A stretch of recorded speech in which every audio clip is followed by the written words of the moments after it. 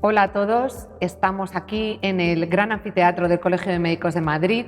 Hoy nos hemos reunido en un hito, casi diría histórico, único, 4 fuerzas que estamos promoviendo un movimiento, una campaña por los cuidados de principio a fin. Estamos aquí presentes, os voy a presentar a todos los participantes en este coloquio.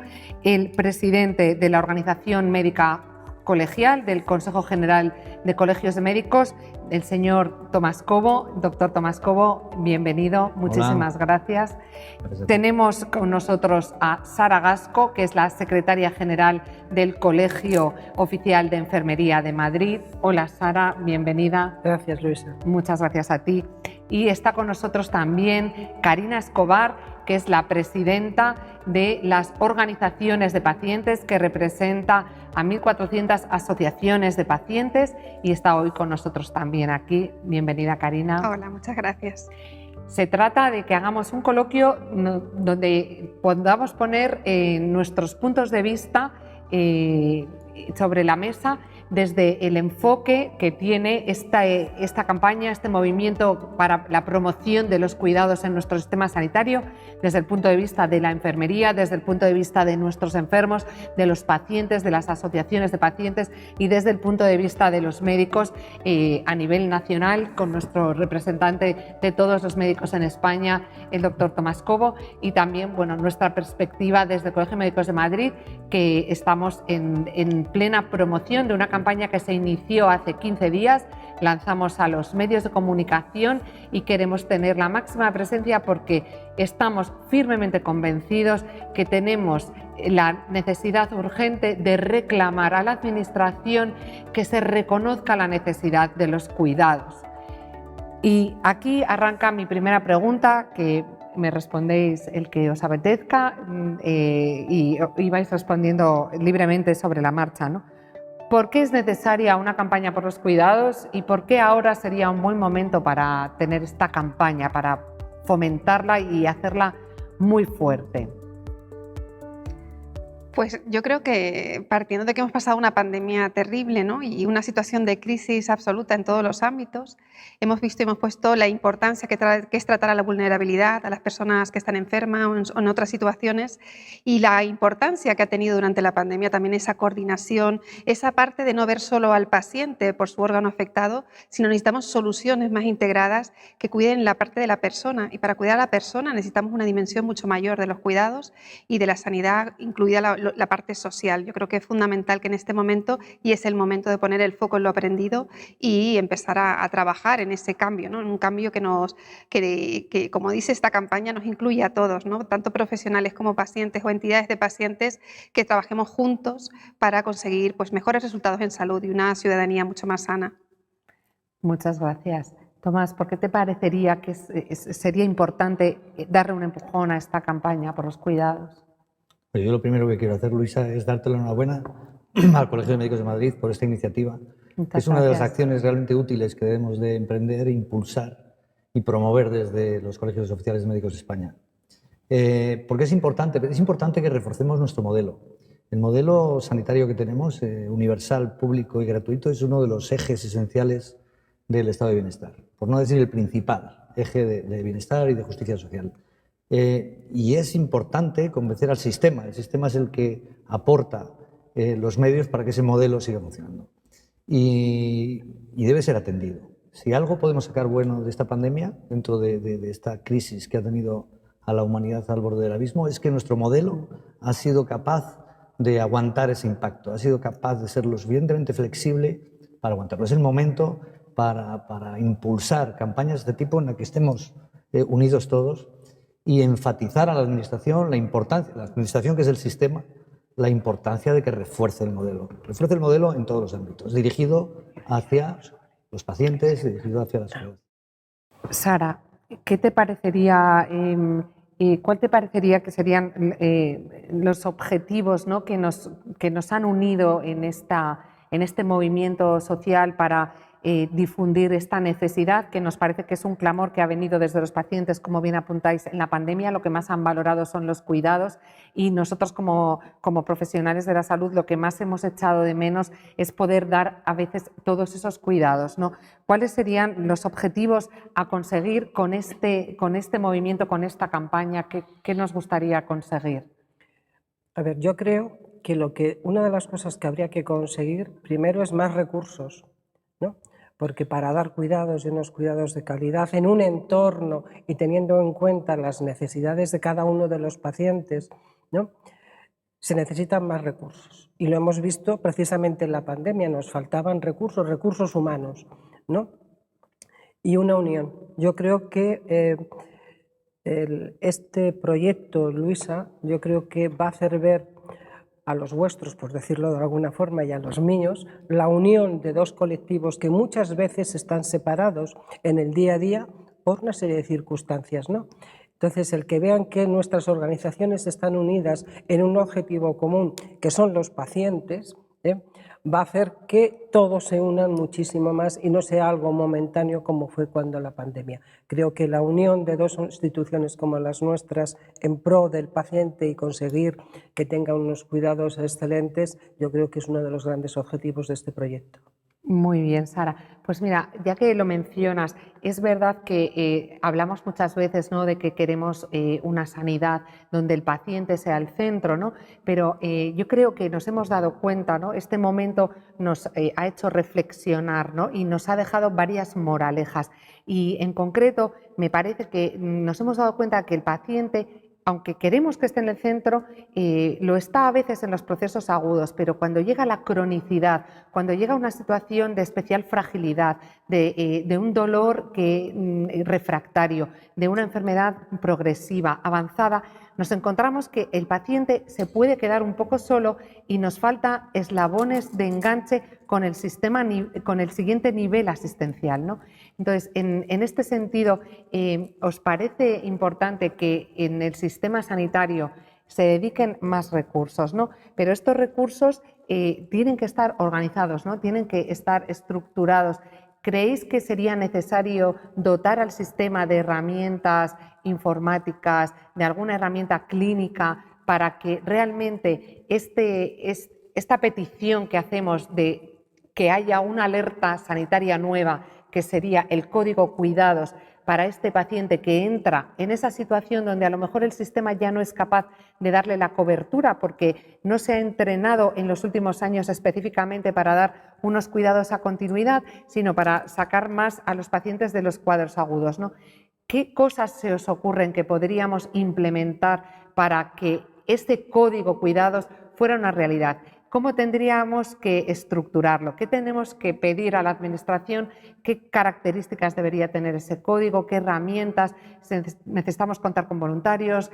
¿Qué ideas se os ocurren para hacer realidad esta novedad que planteamos? Pedimos a la Administración que haya un código cuidados. Libremente el que quiera que vaya respondiendo. Yo creo que es fundamental conocer las necesidades de la ciudadanía ahora y en un futuro. Quiero decir, el cortoplacismo va en contra de los derechos de las personas al final y de lo que esperamos como ciudadanía de las autoridades sanitarias y de aquellas personas que tienen, pues que pueden tomar decisiones, ¿no?, que podamos mirar. Yo creo que es importante tener en cuenta las necesidades y para eso es importante la participación efectiva de los pacientes, de los ciudadanos en su propia salud, ser conscientes de la importancia que tiene la salud, que tiene una sanidad que te cubra hoy y mañana, y cuando estás enfermo hasta que no te pasa no piensas en la enfermedad. Ahora mismo con la pandemia todos hemos puesto el foco en la salud porque la podíamos perder, ¿no?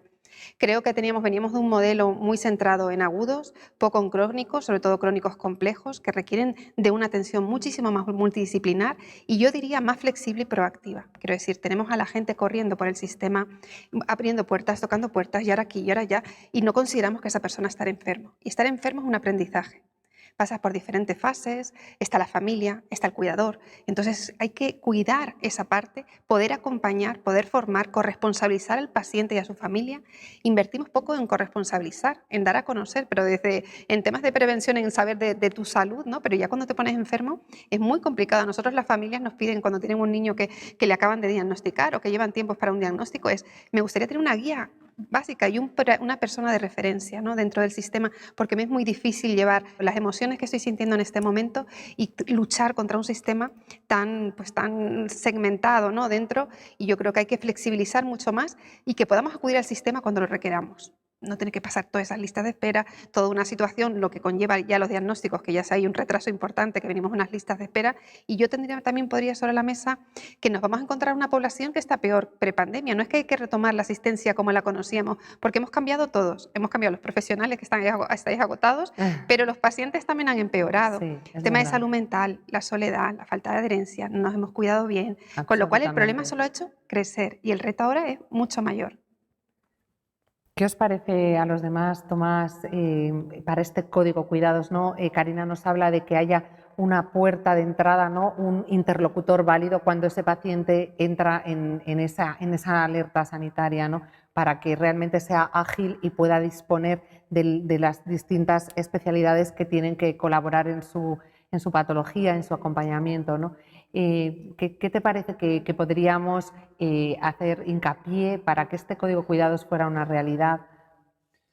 Mira, de este modelo del que hablábamos antes, tan importante Sí. y eje del bienestar social, y que nos recreamos diciendo lo bueno Sí. que es tal, tenemos que ser críticos. Y ya ha llegado el momento de ser críticos. Exacto. Tenemos que ser críticos y hacérnoslo mirar en su conjunto, ¿no? Para que el sistema lo entienda, este código cuidados se acerca al sistema para que nos proporcionen las herramientas necesarias, que decía muy bien Sara. Sí. Y por decir así una cosa gruesa, que iba un poco con la línea de lo que decía Carina, este modelo tiene fallos, y uno de los fallos grandes que hay es la incomunicación que hay entre atención hospitalaria y atención primaria. Tenemos que poner todos esos recursos que tú muy bien decías, de todas estas herramientas tecnológicas, al servicio de los pacientes, desde luego, pero al servicio del modelo, para que esa comunicación, esa mentalidad que tenemos de medicina hospitalaria y medicina de atención primaria se conjugue. Mejoremos la circulación de las historias clínicas para que el especialista que trata los agudos tenga conocimiento de lo que sucede en primaria. Y luego en el ámbito de primaria puramente, ese ámbito sociosanitario que digas que es tan importante, bueno, de tal manera es tan importante, fijaros que en Inglaterra hay un ministerio de la soledad. Hay un ministerio dedicado exclusivamente a la soledad, que es un grandísimo problema. Sí. Pero dentro de nuestra especialidad, o de la especialidad de medicina de familia, dentro de la especialidad que contempla el sistema, que es la medicina de familia, y comunitaria, esa parte de comunitaria, que es la que implica la medicina de la salud pública, la salubridad, esa es la que tenemos que reforzar al máximo. ¿Y qué es lo que podemos hacer desde los colegios? Que aquí estamos por vuestra iniciativa y representamos pues, a los colegios de médicos de España. ¿Qué es lo que podemos hacer? Formación, formación, formación, formación en ese aspecto sociosanitario. Darle sentido a esa especialidad de medicina familiar comunitaria, que obviamente le tiene muy profundo, pero reforzar la parte de la comunidad. ¿Y qué podemos hacer para reforzar, o qué puede hacer el sistema para reforzar esa parte de esa especialidad tan importante que es medicina de familia comunitaria? La catástrofe es la precariedad profesional. Es decir, si en el ámbito rural o en el ámbito de los centros de salud, los médicos que están trabajando allí tienen contratos de 2, 3, 4 meses y luego cambian a otro centro de salud, es muy difícil que ese título de esa especialidad, medicina de familia y comunitaria, lleguen a ser capaces de conocer a la familia y conocer a la comunidad.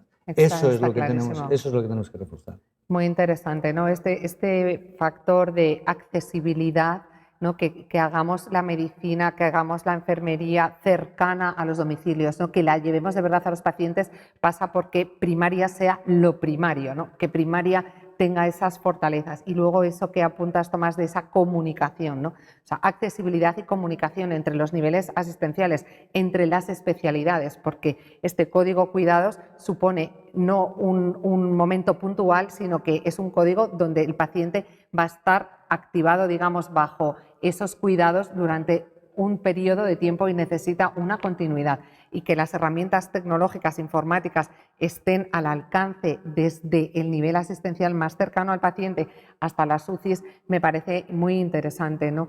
Desde el punto de vista de la enfermería, Sara, me gustaría que nos contaras qué te parece que sería más importante resaltar, en qué tenemos que priorizar para que tanto la enfermería, que tradicionalmente ha llevado los cuidados como algo muy esencial de vuestra profesión, para darle ahora esa nueva vertiente, ¿no?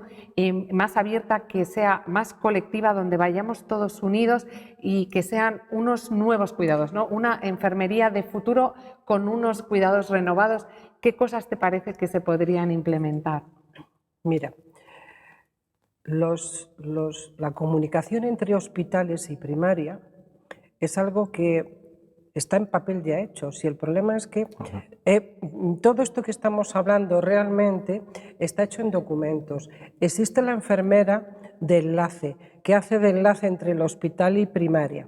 Pero claro, en una población como la que es de Madrid, si nada más que lo tienen 3 hospitales, evidentemente con eso no hacemos nada. Con lo cual vuelvo a lo primero, faltan recursos. Es decir, todas estas ideas están hechas, pero no se han implementado por falta de recursos económicos, por falta de voluntad política, no lo sé. El caso es que no se han implementado. Lo que decía el doctor Cobo, es decir, la comunicación entre hospital y primaria. ¿Por qué en unas áreas sí se hace y en otras no? Hay falta de voluntad de los profesionales, de los directivos de esas áreas. Algo está sucediendo. Lo que no puede ser es que pacientes de un hospital en su área sí que comuniquen la historia y tengan todos, y en otros pacientes en otras áreas no lo tengan. Eso no es lógico. ¿Problema de la administración? ¿Problema del sistema? ¿Problema de los profesionales? No lo sé, quizá un poquito es culpa de todos, ¿no?, por repartir para todos. Pero realmente el modelo está hecho. Es decir, había y hay enfermeras de enlace que a esos pacientes crónicos de una serie de hospitales, cuando le dan al alta, y como bien decía Karina, su enfermedad va a ser crónica, los cogen de la mano y les van llevando y les van ayudando a las familias a unificar en un día, por ejemplo, las citas de todos sus especialistas o de la analítica o de las pruebas diagnósticas. Pero claro, si eso lo tiene un hospital nada más o 2, o en un hospital hay una sola enfermera, para hacer eso es un poco difícil, ¿no? Está claro que se necesita universalizar. Claro. ¿no? Necesitamos que se publican cada año, ¿no?, los datos de equipos de soporte, de cuidados integrales, de cuidados paliativos, de cuidados continuos, y siempre salimos un poco feos en la foto que tenemos en el ranking, estamos un poquito a la cola en ese desarrollo de cuidados, Sí. y que dependiendo de qué comunidad autónoma vivas o a qué área sanitaria pertenezcas, vas a tener derecho, vas a tener acceso a ser tratado, ser atendido en una situación de enfermedad avanzada, en una situación de final de vida o en una situación de reciente diagnóstico de una enfermedad incurable, ¿no? Y este punto de la universalización me parece esencial, ¿no? Luego me gustaría saber vuestra opinión, porque tenemos que ser creativos y, como decíamos el día del lanzamiento de la campaña, ¿no?, un poco revolucionarios, ¿no? Lo que estamos aquí promoviendo es una medicina, es una sanidad, es una forma de ver al paciente nueva, ¿no?, desde los cuidados. Y tenemos que ponerlos en marcha, y sabemos por los datos que estamos a un nivel muy bajo, ¿no? Entonces, ¿qué podemos hacer? ¿Qué acciones se os ocurren? Podemos hacer para las personas que nos están escuchando, para nuestros compañeros del sector sanitario, para las personas de las asociaciones de pacientes, para las fundaciones de voluntarios, para todas esas asociaciones que se nos han ido sumando, que aprovecho para decir que ya son más de una treintena entre fundaciones, sociedades científicas y distintas entidades del sector sanitario que se están uniendo a nuestra campaña, ¿no? Pero queremos hacer más ruido, queremos mover más la alfombra debajo de la población para que realmente este clamor por los cuidados sea muy fuerte, y todos esos recursos que vemos que necesitamos implementar, tecnológicos, herramientas de comunicación, herramientas clínicas, desarrollo de los cuidados que están planificados, como bien dice Sara, desde hace años, pero que no se ha invertido, ¿no? ¿Qué podemos hacer para que más gente, más médicos, más personas, más asociaciones se unan a nuestra campaña, ¿no? ¿Qué acciones se os ocurre, si alguno queréis apuntar alguna, ¿no? Aparte de que podamos hacer un grupo de trabajo, como ya quedamos, para llevar por escrito a la Administración nuestras peticiones, ¿no?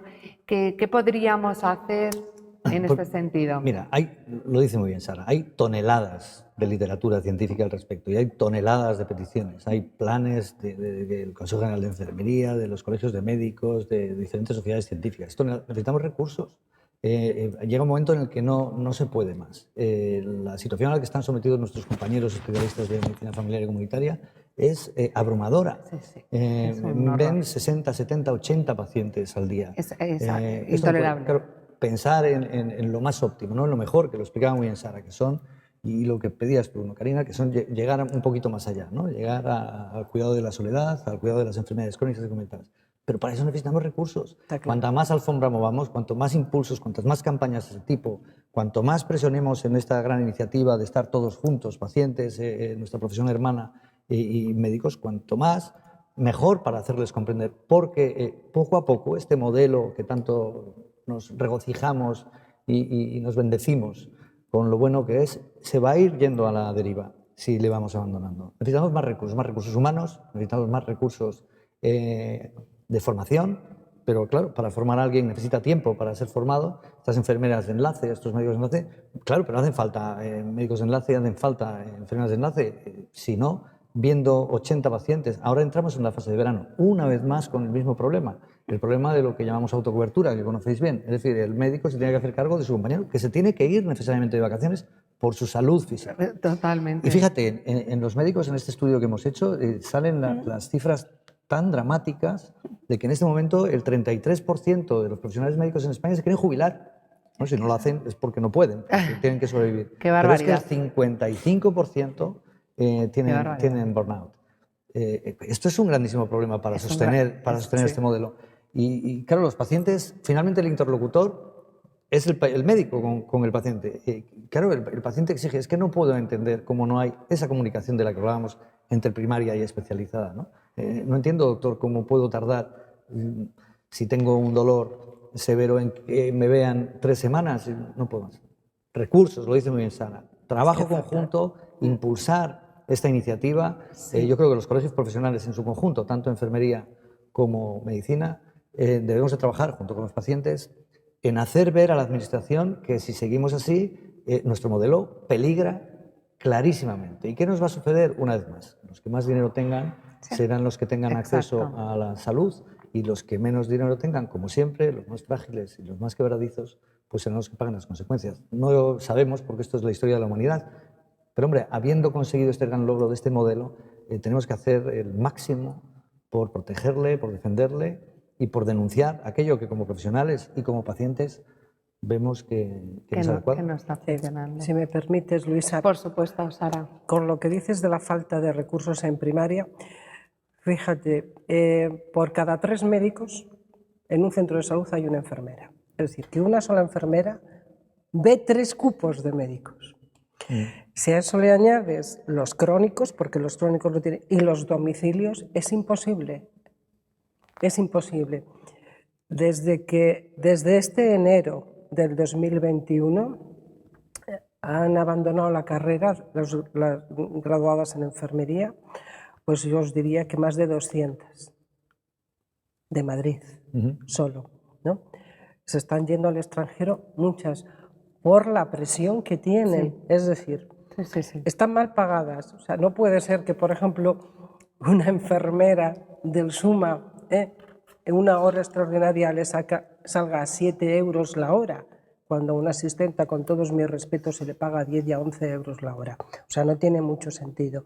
Entonces, me decían ayer que, uy, qué bien, este año hay muchas preinscripciones para estudiar el grado de enfermería. Digo, me parece fenomenal, pero ¿cuántas van a acabar? Porque claro, ahora lo tienen cerca, la pandemia, héroes, se cree que ser héroes con los aplausos se soluciona todo, ¿no? Que es que hay que comer y hay que estudiar y hay que pagarse un máster, y esos máster cuestan 5.000 y 6.000 y 8.000 euros. ¿Y de dónde lo van a sacar? Si el sueldo apenas les llega ni para pagar el alquiler, ¿no? Entonces, recursos, pero además reconocidos. Porque si no, graduados en enfermería cada vez vamos a tener menos. Y va a ser un problema, ¿eh? Hay 3 bloques ahí, ¿no? Que tú marcas muy bien, ¿no? Los 3 bloques en los que estamos frágiles son: el primero, la precariedad profesional, ¿no? 50% de los médicos en España tienen contrato precario.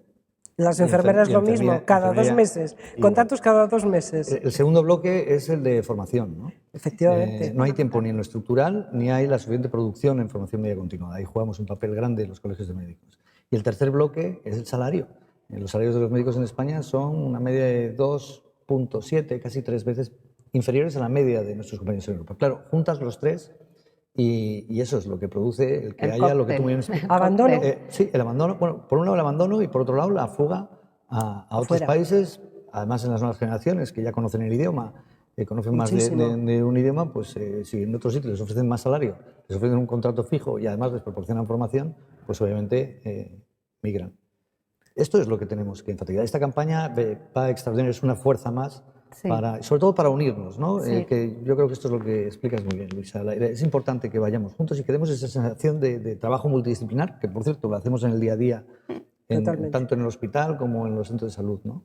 Esa es un poco nuestra petición, ¿no? O sea, tenemos que empoderarnos por nuestros pacientes, ¿no? O sea, queremos dar esos cuidados, pero hay que también cuidar al cuidador, ¿no? Claro. Es verdad que nos hemos visto muy presionados por toda la carga que ha supuesto para todos, ¿no? Emocional, mental, física, profesional, el trabajo en la pandemia y en la pospandemia, ¿no? Que tenemos un montón de patologías que se han agravado, pacientes que están peor y pacientes crónicos que han empeorado y también pacientes con patología aguda que no han podido ser intervenidos. Estamos en un momento que tenemos los problemas que planteáis muy grandes y a la vez la gran visión de que tenemos que reforzar los cuidados. Entonces, estamos en este momento, me parece que aparte de nuestra unión, nos parece que todas las administraciones del arco parlamentario completo, ¿no? Me parece que lo que nosotros proponemos, nuestro mensaje por los cuidados, es absolutamente integrador, es absolutamente un beneficio social al que deberían sumarse todas las fuerzas políticas, ¿no? Quiero decir que esta semana pues, ha habido una fundación de un partido político que ha hecho propia esta campaña y ha hecho una gran alabanza de este movimiento social que estamos haciendo por promover los cuidados, porque se ve que es una necesidad acuciante en el momento actual, ¿no? Pero ¿os parece que deberíamos vender nuestro producto como algo que es absolutamente integrador, que está libre de todo prejuicio político, que únicamente busca un bien social, de fortalecer, como decías al principio, Tomás, lo que es más esencial para el ser humano, ¿no? A mí me parece que es un pensamiento que os comparto, ¿no? Que he escrito en la tribuna de nuestra revista, que aprovecho para hablar de la revista del Colegio de Médicos de Madrid, Madrid Médico, ¿no? El concepto de la nueva ecología, ¿no? Es la ecología humana, ¿no? Y nosotros que estamos en este entorno sanitario, ¿no? Desde la identidad más auténtica de la profesión de enfermería, de la profesión del médico, es un momento de especial resurgir de una preocupación por el cuidado de las personas, ¿no? Mi pregunta es, ¿os parece que debemos hacer una petición conjunta para que todas las fuerzas políticas y los gobernantes hagan suyo este clamor para que haya recursos humanos y materiales que nos permitan dar estos cuidados? Y esta sería la última pregunta para que sepáis que con esto ya rematamos el coloquio. El que quiera hablar primero. Yo creo que entre todos, primero el compromiso, ¿no? De todas las partes implicadas en llegar a un acuerdo que los cuidados son el eje, ¿no? Que tienen que ser el eje de tratar a las personas y sobre todo a las personas más frágiles, teniendo en cuenta la crisis también, que se ha abierto una puerta de crisis sanitaria, económica, social y el impacto de la salud y reconocerlo así. Quiero decir, si no reconocemos que las personas cuando están enfermas tienen un impacto en todos los ámbitos de su vida y en el cuidador y en el familiar, que son el sostén, ¿no? Al final de los cuidados muchas veces, y esto necesitamos un compromiso nuestro, que lo tenemos, y esa unión, pero necesitamos un compromiso político y también de las administraciones y liderazgo. Quiero decir, esto ya sabemos cómo hacerlo, si lo podemos. Nosotros hemos participado en la estrategia de atención primaria y comunitaria y decía claramente, tenemos que buscar cuidados al lado de la gente, al lado de las personas. Lo hemos visto en la pandemia, en los ayuntamientos, generar redes comunitarias. O sea, hay mucha gente que quiere hacer cosas buenas y tenemos que aprovechar todo eso y todos esos recursos y todo ese talento y esa voluntad y, por supuesto, la de los profesionales sanitarios, que es increíble lo que han hecho y lo que pueden hacer y que no se nos vaya más gente, porque yo creo que los que se quedan, este es un país que lo vale, ¿no? Y los ciudadanos lo valen también y nosotros lo que tenemos que mantenernos unidos y aunque es una lucha complicada, porque digo, nosotros los pacientes estamos todo el día en la batalla y vosotros también y sabéis que es complicado poner en la agenda esto, ¿no? Pero creo que es en la agenda de todos, estén enfermos o no, que que todos vamos hacia eso. Vemos una sociedad mucho más envejecida, con más problemas crónicos y también más sola, que era un poco, yo creo que eso, la soledad, tiene después un impacto en los resultados en salud tremendo, y lo que generan, si no lo hacemos bien, es muchísimo más, pues muchísimo, vamos a necesitar muchos recursos sanitarios si no somos capaces de prevenir. Sara. A ver, yo creo que lo he dicho al principio, ¿no? El estar todas las instituciones unidas puede dar un gran impulso. Permitidme que ponga la gotita de escepticismo con los partidos políticos. Es decir, yo creo que llevamos años diciéndoslo, pero mientras ellos no se crean que invertir en salud, y lo dije el otro día cuando estuvimos aquí, es invertir en futuro y además crear un país próspero, ¿no? Porque si tiene salud, lo dice Karina ahora mismo, es decir, si estamos enfermos, el país cada vez va a producir menos. Mientras los políticos no sean conscientes de que invertir en salud es invertir en futuro, y tiene que invertir, por un lado, en los profesionales para cuidarnos, para poder cuidarlos a ellos. Es decir, como no inviertan en nosotros para que nosotros tengamos salud, si nosotros no tenemos salud, no podemos cuidarlos a ellos para que tengan salud. Es decir, bueno, mientras los políticos no sean conscientes de eso, y para eso hay que ser pesadísimos. Tendremos que ser todos muy pesados. Tomás, si te parece, para cerrar lo que quieras comentar. Sí, bueno, en la misma línea que Karina y que Sara, pero ¿qué es lo que podemos hacer nosotros, ¿no? Sí. Aparte del Código Cuidados? Nosotros tenemos que buscar en estos ejes que decíamos de bienestar social, uno es la salud, que es nuestro modelo universal, público y gratuito, y otro es la educación, ¿no? Nosotros como profesionales, ¿qué es lo que tenemos que decir a los políticos de turno? Porque un día gobiernan unos y entonces los otros te dicen que lo bien que lo van a hacer, y luego gobiernan los otros y te dicen lo bien que lo van a hacer. ¿Qué es lo que nosotros tenemos que promover? El pacto de Estado. Y ahí tenemos que jugar un papel esencial, sentar a las partes, a los políticos. Bueno, vamos a decir que jugamos en España con dos grandes bloques políticos. Bueno, ese pacto de Estado es el que tenemos que promover. Un pacto de Estado por la sanidad, en la que no generemos conflicto, no seamos pedigüeños a la hora de estas tres partes, ¿no? El salario, la precariedad y tal. Que sí, que sabemos que lo tenemos ahí, que tenemos que insistir. No, lo que tenemos que insistir a los políticos es en la importancia de un pacto de Estado para que este eje de bienestar social, en lo que nos toca a nosotros por la salud, los profesionales de la educación lo tendrán que hacer por la educación, ¿no? Y que eso sea inamovible, que dé igual quién gobierne. Esto es inamovible, y estas líneas de acción, esta potencia en cuanto a recursos para mantener el modelo, debe de mantenerse el tiempo. Identificando los problemas y forzando a generar sinergias, no generando conflicto. Identificar problemas. Los problemas les identificamos, hay toneladas, decíamos, de literatura, ¿no? Una vez identificados los problemas, vamos a sentarnos con los especialistas en salud del partido político determinado y los de salud del otro, estas comisiones de sanidad que existen. Juntarnos y decir, mire, en estas líneas tenemos que ir. Y en ese sentido, el pacto de reconstrucción que se hizo en el Parlamento viene muy bien explicado, y ahí nos llamaron a todos los profesionales. Ahora hay un gabinete, una Dirección General de Presidencia de Gobierno, en la que nos han llamado para este plan 2050, ¿no? Muy bien. Bueno, ahí es donde tenemos que estar. Pero claro, hay una serie de medidas que se tienen que tomar rápido. Pero si tuviéramos una acción directa y útil y rápida que debemos de hacer desde los colegios de medios, los colegios profesionales, es precisamente buscar afanosamente que se produzca ese pacto de Estado y actuar como agentes de conjugación para que este modelo sobreviva. Y hablo del modelo de sanidad, que es clave, pero hablo también del modelo educativo, ¿no? Que me parece que es clave y que genera conflictos al cambio de gobierno. Bueno, pues mire, es malo para la prosperidad de España y para la prosperidad de Europa. Totalmente. Y ese es el papel que creo que tenemos que jugar. Pues me quedo con estas respuestas que habéis dado para despedirnos. Hemos puesto el acento en los cuidados, creemos que es el futuro, creemos que es una necesidad inmediata.